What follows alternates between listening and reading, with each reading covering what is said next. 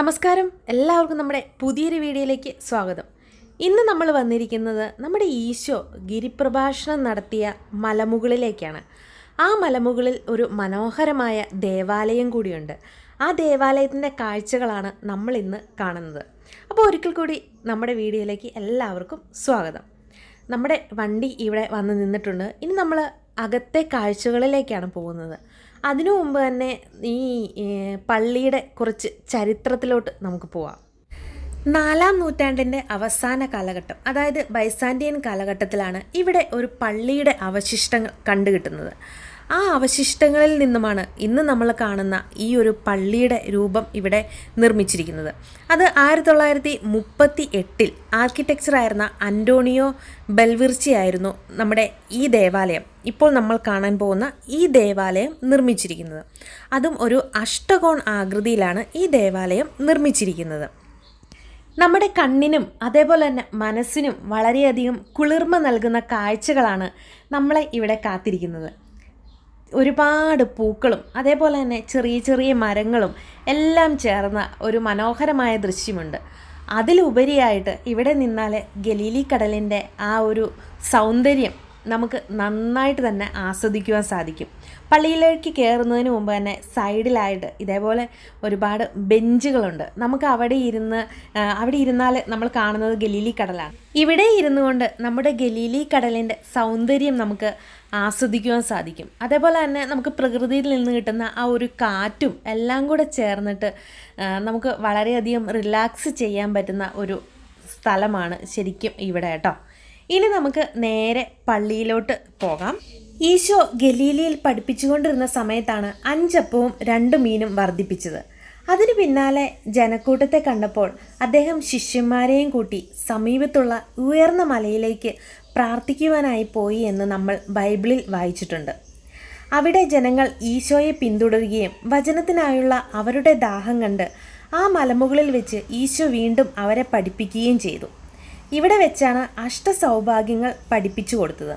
അഷ്ടസൗഭാഗ്യങ്ങൾ എന്നും സുവിശേഷ ഭാഗ്യങ്ങൾ എന്നും അറിയപ്പെടുന്ന ഈ പ്രബോധനം ഈശോ പഠിപ്പിച്ച ഈ മലയാണ് ഗിരിപ്രഭാഷണ മല എന്ന് അറിയപ്പെടുന്നത്. ഹീബ്രുവിൽ ഹാർ ഹദാഷർ എന്നാണ് അറിയപ്പെടുന്നത്. അതായത് ദ മൗണ്ട് ഓഫ് ഹാപ്പിനെസ് എന്നാണ് ഇത് അറിയപ്പെടുന്നത്. ഫ്രാൻസിസ്കൻ സഭയുടെ കീഴിലാണ് ഇപ്പോൾ ഈ ദേവാലയം സ്ഥിതി ചെയ്യുന്നത്. പള്ളിയുടെ ഉള്ളിലോട്ട് പോകുന്നതിന് മുമ്പ് തന്നെ 2 സൈഡിലും മനോഹരമായ പൂക്കൾ കൊണ്ട് അലങ്കരിച്ചിട്ടുണ്ട്. അതേപോലെ തന്നെ ഗിരിപ്രഭാഷണ വാക്യങ്ങൾ ആലേഖനം ചെയ്തു വെച്ചിട്ടുള്ള മാർബിൾ ഫലകങ്ങളും നമ്മൾക്ക് ഇവിടെ കാണാൻ വേണ്ടി സാധിക്കും.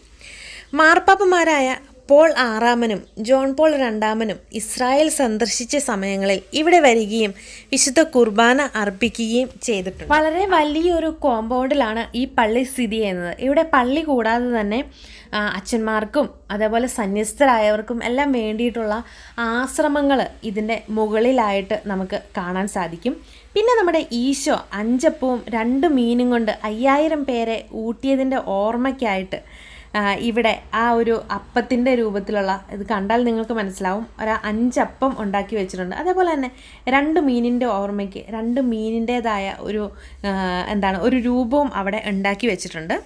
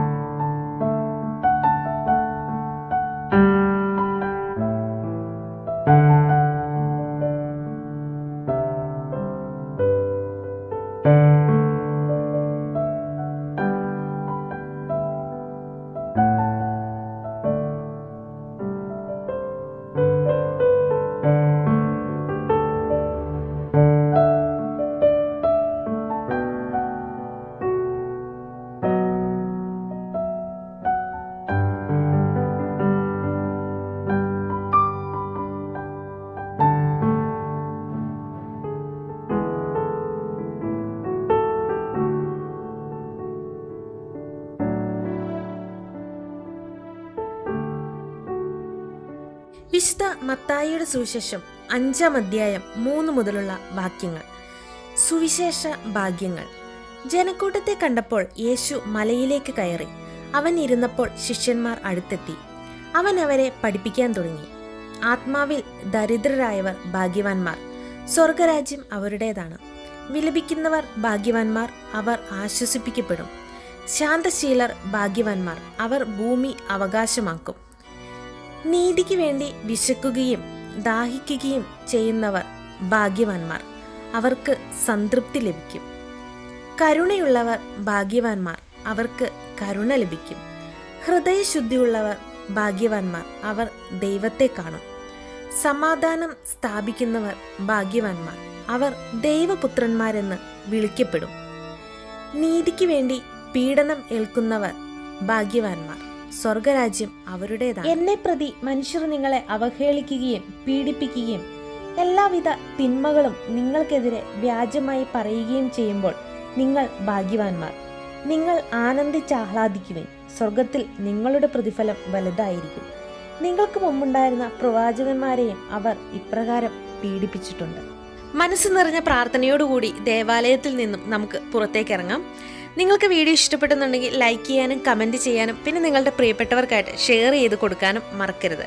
അപ്പം നമുക്ക് വീണ്ടും കാണാം. അതുവരേക്കും നന്മകൾ മാത്രമുണ്ടാകട്ടെ. Bye bye.